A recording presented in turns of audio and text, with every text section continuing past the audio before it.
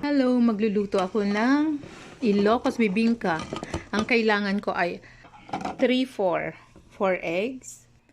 Then, isang coconut cream, isang evap, condensed milk, then rice flour, 500 grams. Kailangan natin ng butter. Half cup lang ang kailangan natin.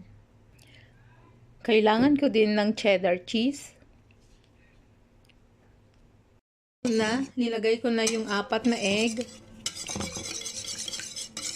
Dito ilalagay ko na ang evaporated milk. Okay, halo ulit natin.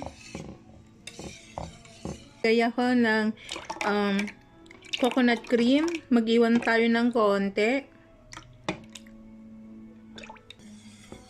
After this, pwede na tayong maglagay ng condensed milk. Eto na, ilagay na natin.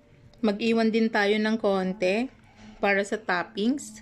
And ikot-ikot.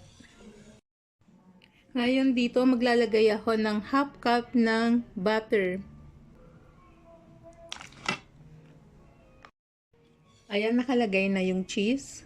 Ngayon na, ilagay na natin ang glutinous rice flour. So, ilagay natin itong 500 grams. Na ang glutinous rice flour. Naglagay ako ng 3 tablespoons of brown sugar. Pwede na natin isalang. Natin ng butter. After 30 minutes, nilagay ko ng mixture of condensed coconut cream, egg, and butter. Ayan na siya.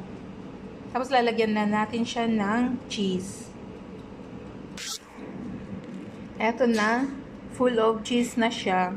Ibabalik natin sa oven for 10 minutes. Ayan, balikan natin. Luto na ang ating Ilocos Bibingka. Kain tayo.